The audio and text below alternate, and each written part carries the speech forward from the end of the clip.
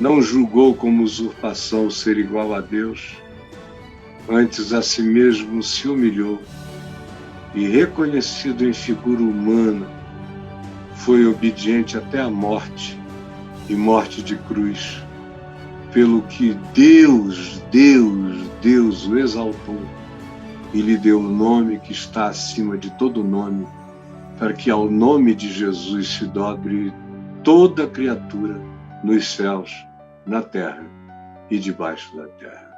E agora? E agora? Agora é mais Evangelho. Esse programa que veio para destravar, para tirar bloqueios. É agora. E como eu já podia terminar,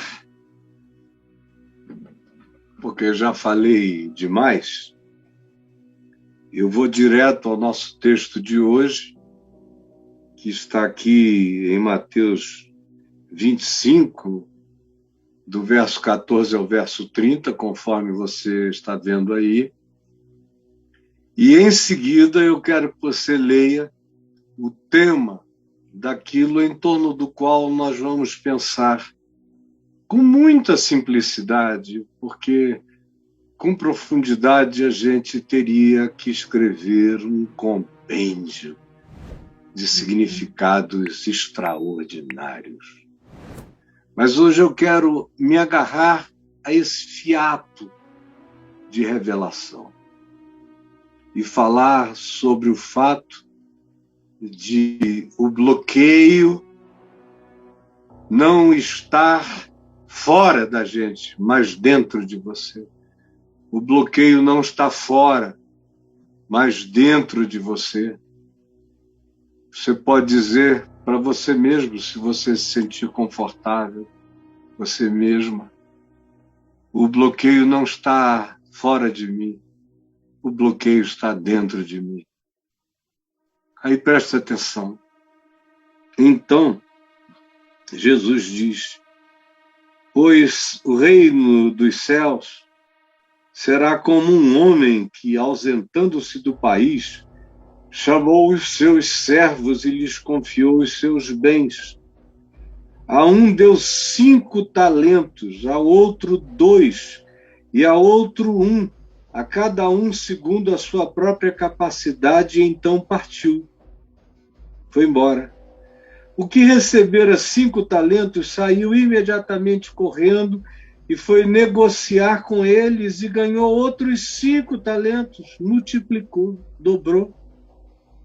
Do mesmo modo, o que recebera 2 saiu negociando e ganhou outros 2. Mas o que recebera 1, saindo, abriu uma cova e escondeu o dinheiro do seu senhor. Foi e escondeu o dinheiro do seu senhor. E cada um vai trazer suas próprias desculpas. Alguns não necessitarão de qualquer desculpa, porque eles não precisam se desculpar, eles se apresentam com alegria, mas há alguns nessa vida que vivem de desculpas. Mas o que recebera 1 talento, saindo, abrindo uma cova, escondeu o dinheiro do seu senhor. Depois de muito tempo, voltou o senhor daqueles servos e ajustou contas com eles. Se você quiser pensar de maneira escatológica aqui, pensar que isso tem a ver apenas com a volta de Jesus, você está enganado. Isso tem a ver com o tempo da vida da gente. Porque Jesus volta durante a vida de todos nós. E a gente, estando vivo, parte. Assim como um dia ele vai voltar para uma dada geração humana.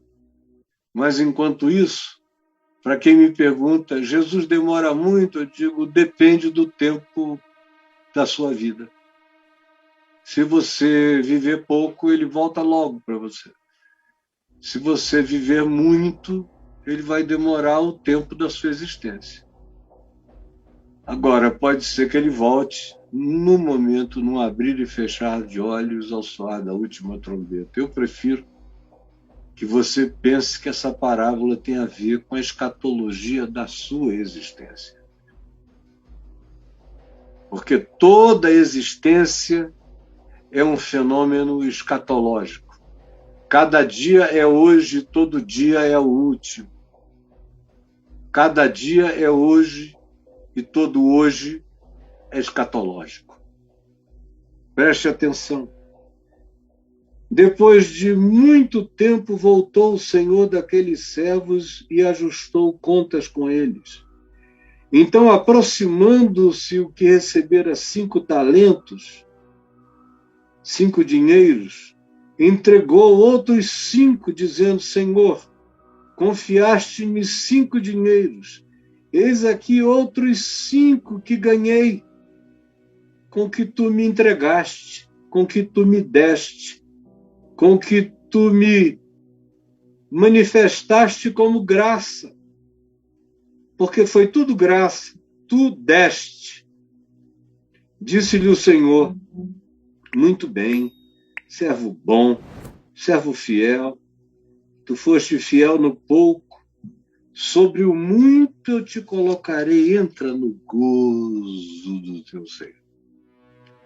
E aproximando-se também o que recebera 2 dinheiros, disse: Senhor, 2 talentos me confiaste, aqui tem outros 2 que eu ganhei. Disse-lhe o Senhor: muito bem, servo bom e fiel, foste fiel no pouco, sobre o muito te colocarei, entra no gozo do teu Senhor. Chegando por fim, o que recebera 1 talento disse: Senhor, sabendo, isso era o que ele projetava, era o olhar dele, era a interpretação dele, era o Deus dele, era a concepção dele, era a construção dele. Era de um Deus que ele achava que conhecia.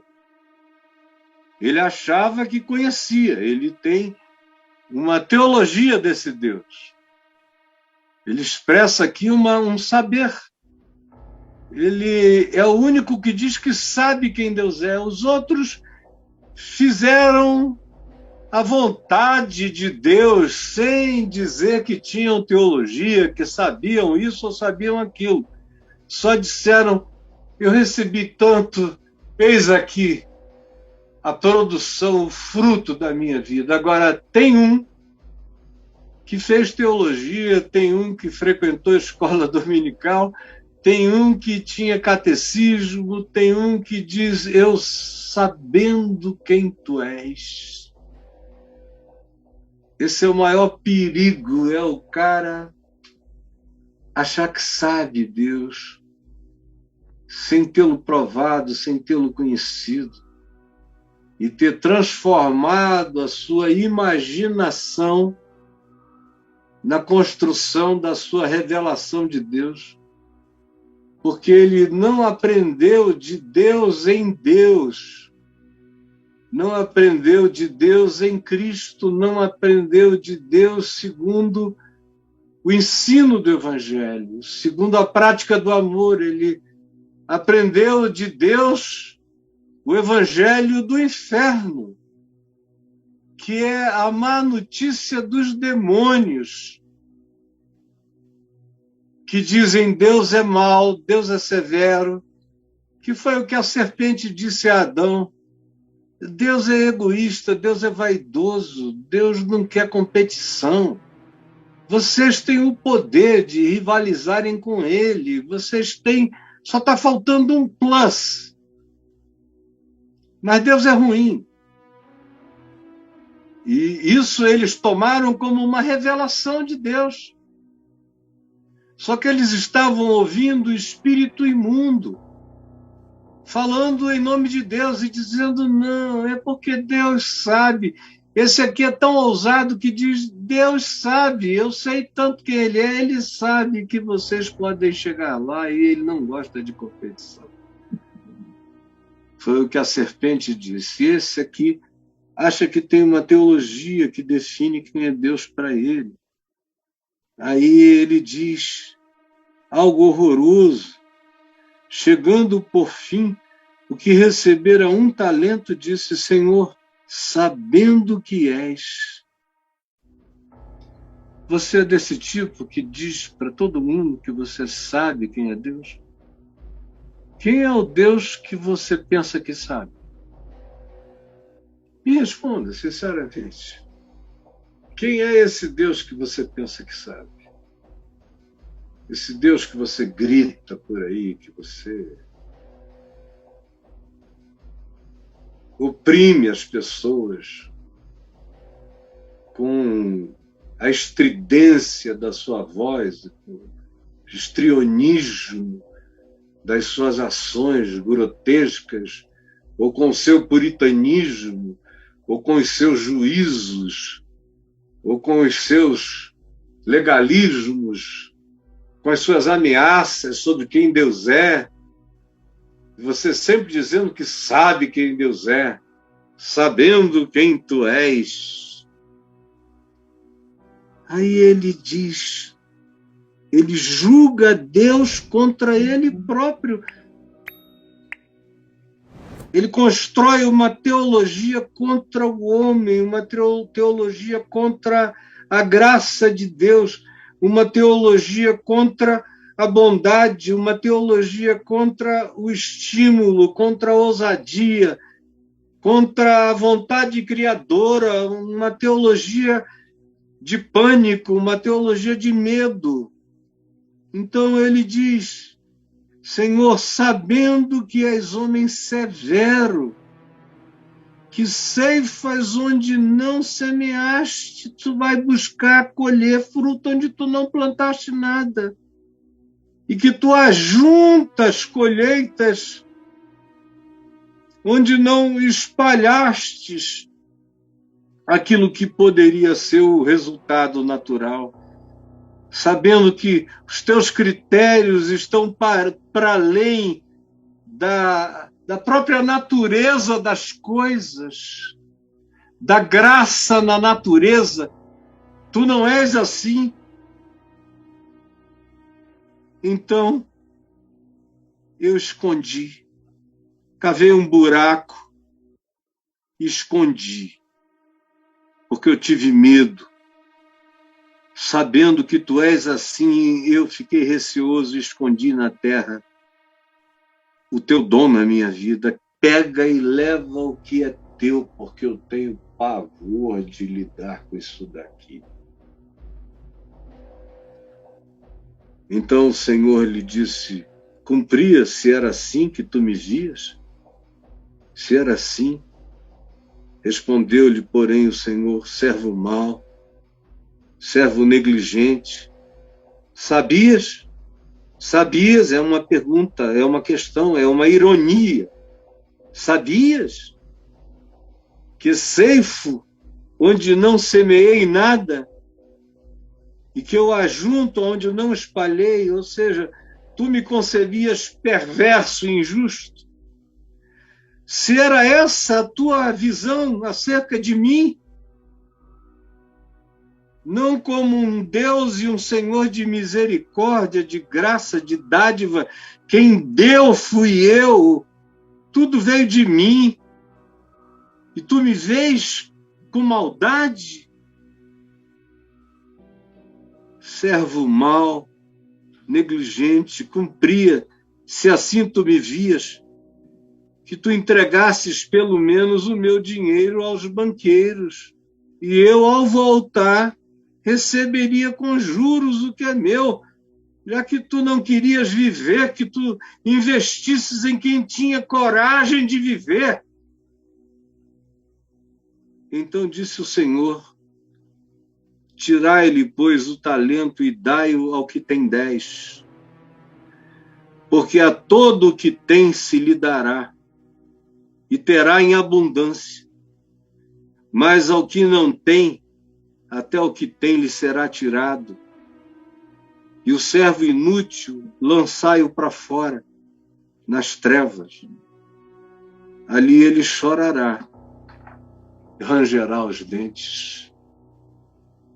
Primeira coisa que eu quero que você guarde depois dessa leitura, está aí. Essa explica com a primeira simplicidade, com a primeira obviedade. Eu quero que o teu filhinho, criança, entenda. Por que que essa parábola é como ela é? E por que que ela conclui como ela conclui? Primeiro, porque todos recebem segundo a sua capacidade. É o que diz o verso 15. Ele deu a cada um segundo a sua capacidade. Não tem desculpa, cara. A cada um, 5, 2 e 1, conforme a sua capacidade. Se ele tivesse dado 5 para quem só tinha capacidade de 1, era perversidade. Aí sim, ele estaria colhendo o que ele não semeou, porque só havia capacidade para 1. Mas para quem tinha uma capacidade maior de alma, de inteligência, de oportunidade, de condições variadas, de percepção sensorial, extrasensorial, de visão, de ânimo, de não procrastinação, de decisão, de coragem de levantar e andar, conforme a energia de cada um, ele deu dons, segundo o aparato do indivíduo, segundo a boa e possível utilização humana, ele deu as graças necessárias para a expansão das capacidades que já estavam em nós. Ele nos adornou com graças que poderiam crescer a nossa vida, crescer a nossa existência e na nossa existência. Capacidade de todos. Segundo, não dá para você dizer que eu não tinha essa capacidade. É de acordo com a capacidade de cada um. Ele não está pedindo para você se medir, para olhar para o lado. Não é uma competição, não tem pódio, não tem nada. Ninguém é maior do que ninguém. O talento recebido não faz de ninguém melhor do que nada. Cada um é do tamanho de quem é e recebe segundo a capacidade com a qual já foi dotado. Aí vem a segunda percepção, é porque tudo depende de fé e ousadia. É o que está dito aí entre os versos 16 e 18. Saíram e foram. Saiu o primeiro imediatamente e foi negociar. Da mesma forma, o segundo, saindo, foi negociar. Não houve dúvida. Havia uma certeza de que aquilo era tão bom, era tão extraordinário, era um produto, era um recurso tão válido, era um bem, era uma pedra tão preciosa, fosse ela de que natureza fosse, tinha tanto valor. Aquele que recebeu 5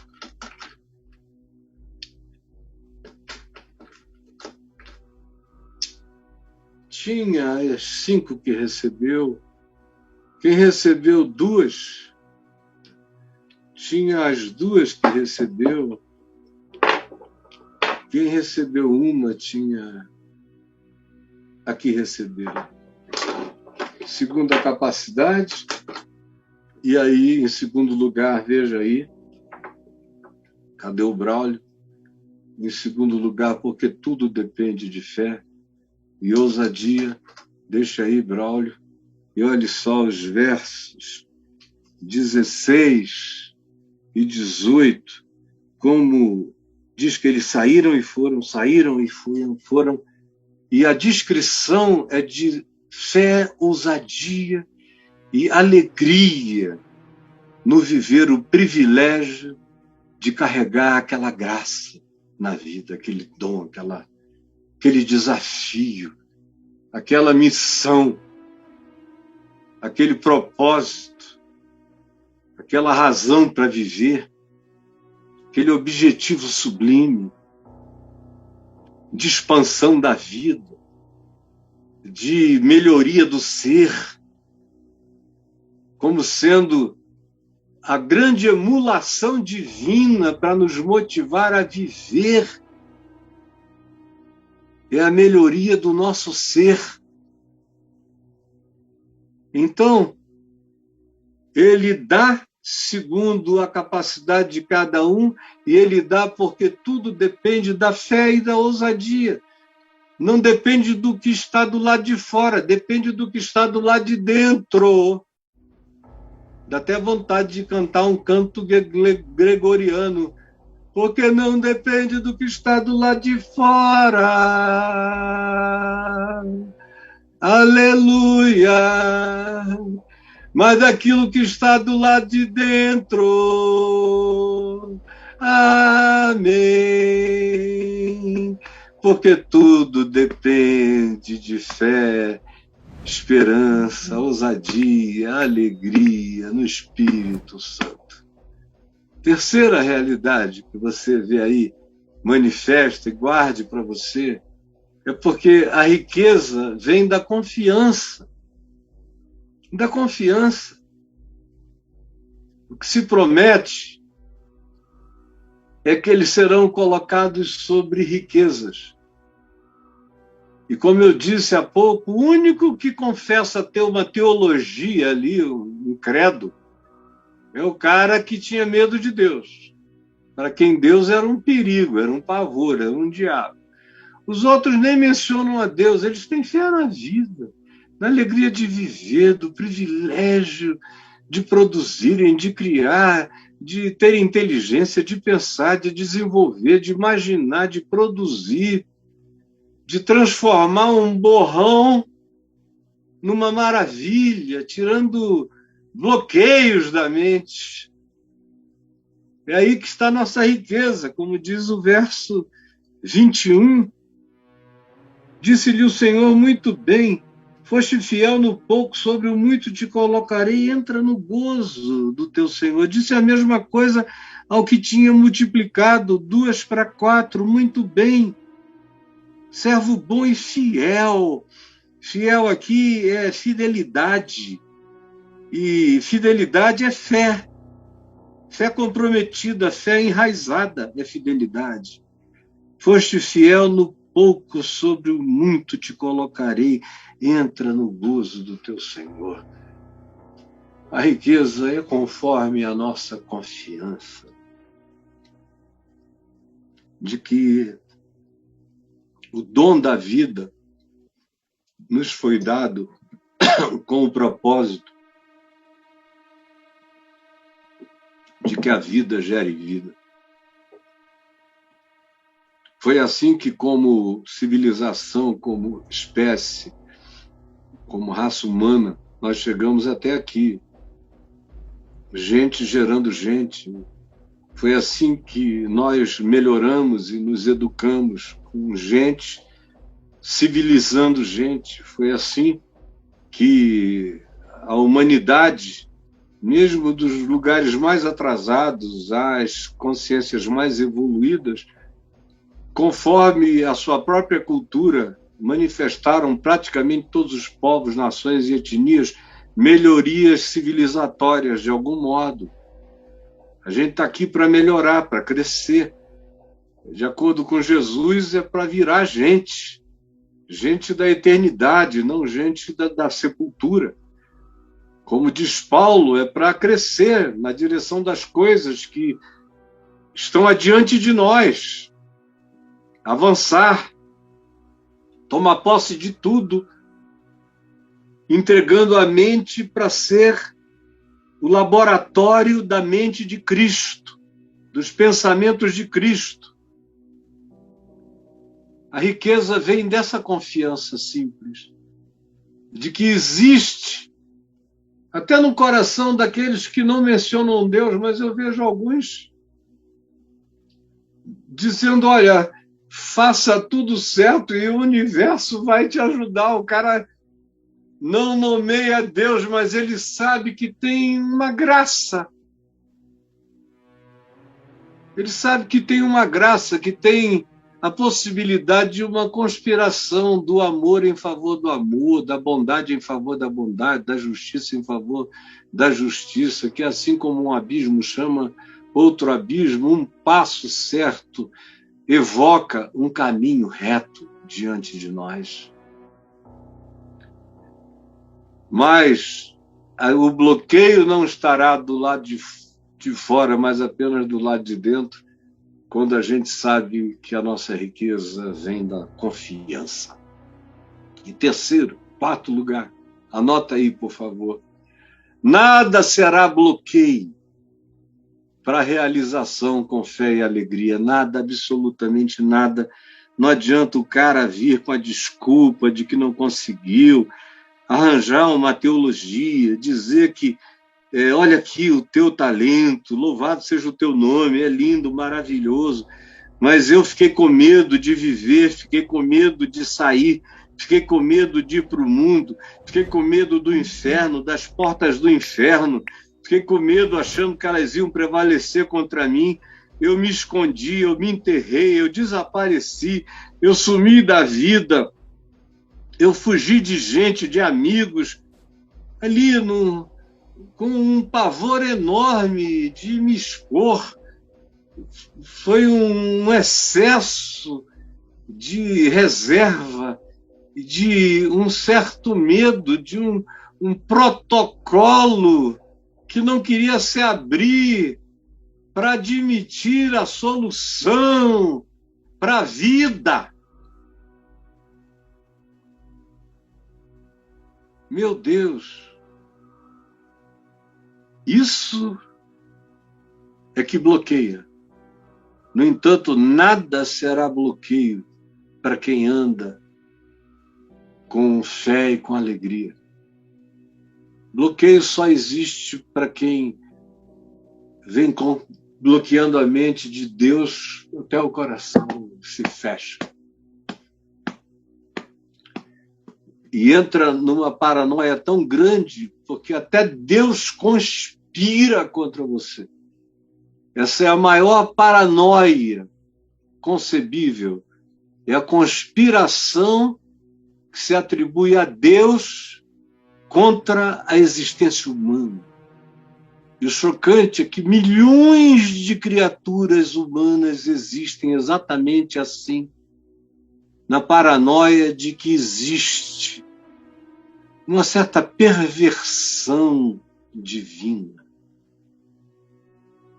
um certo laço, uma certa maldade oculta na sublimidade, de modo que Deus nunca pode ser absolutamente confiável.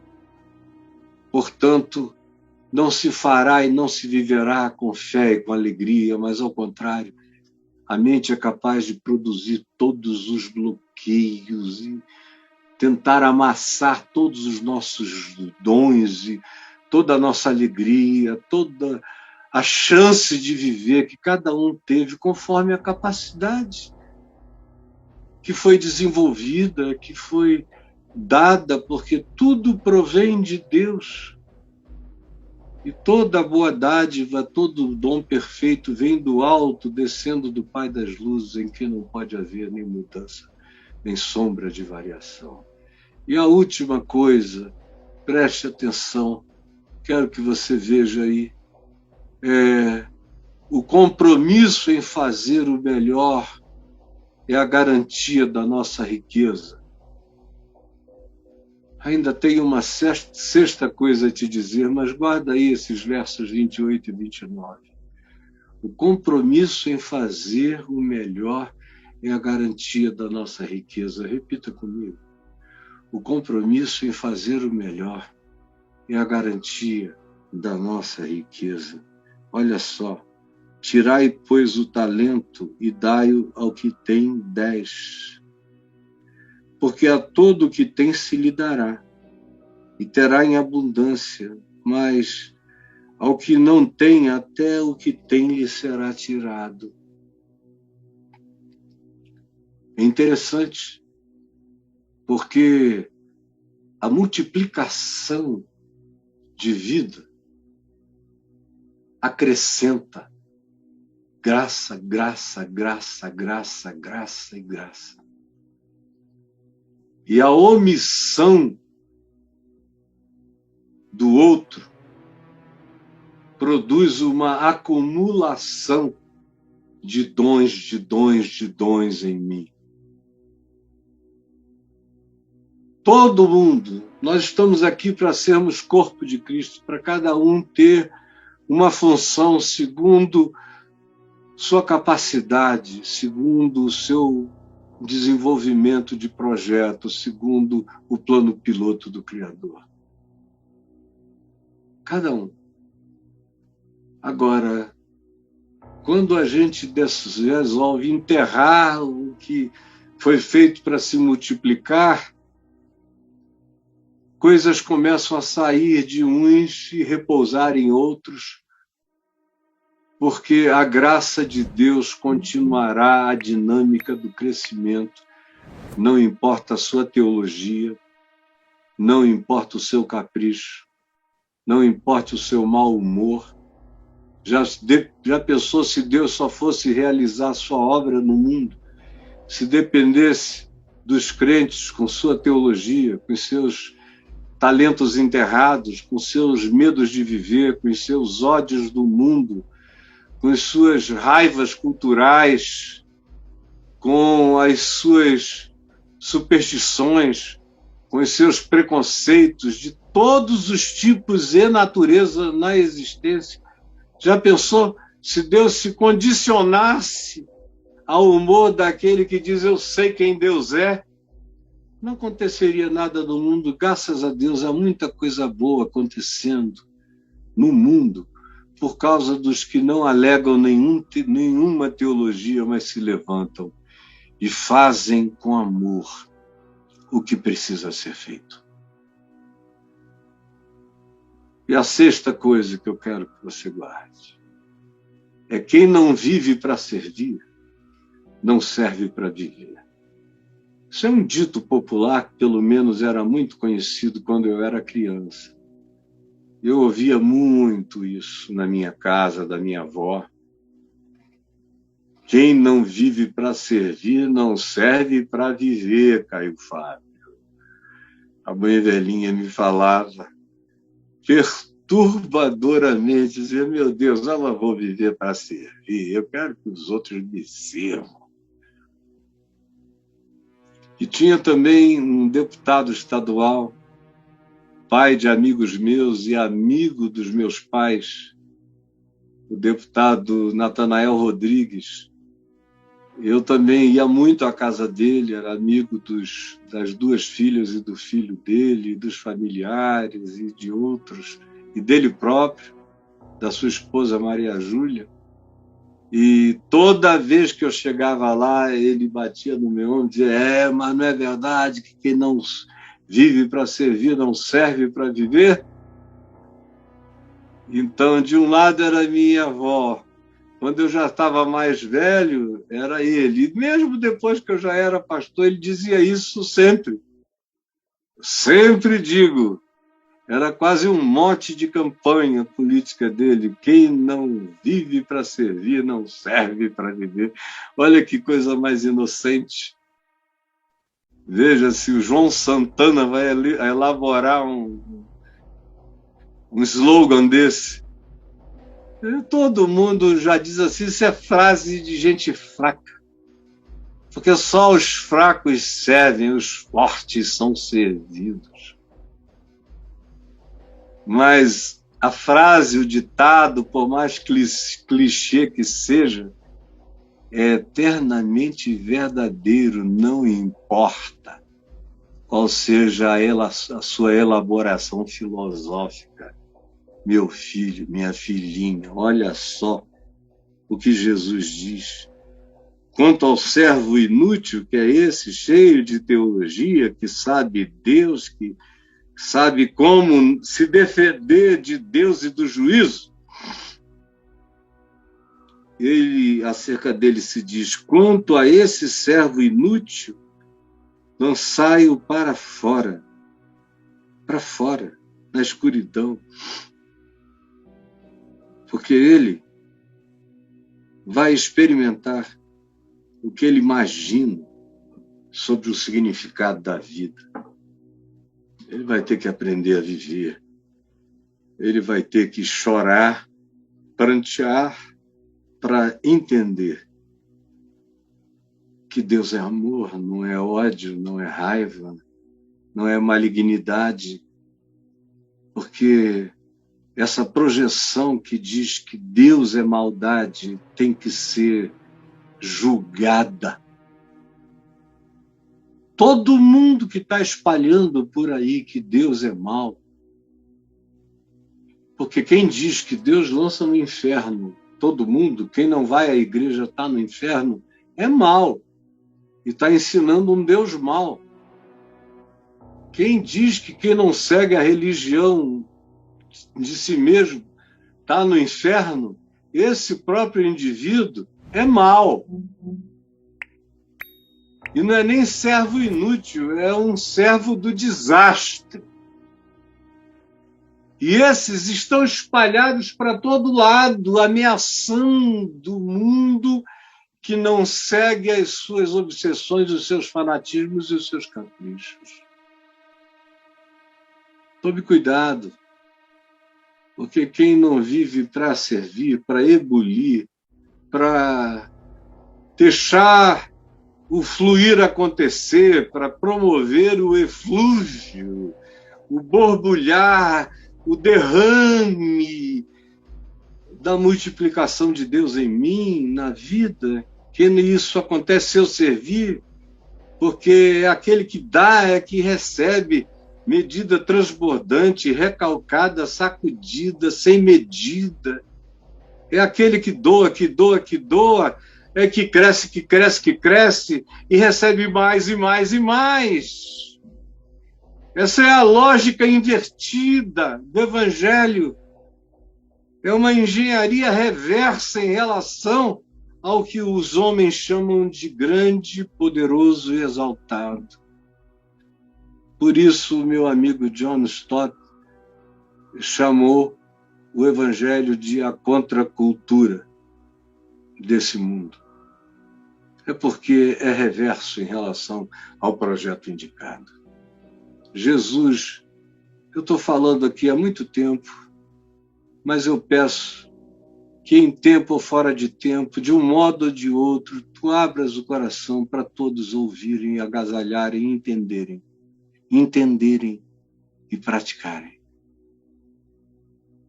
É o que eu te imploro. Em teu nome. Amém.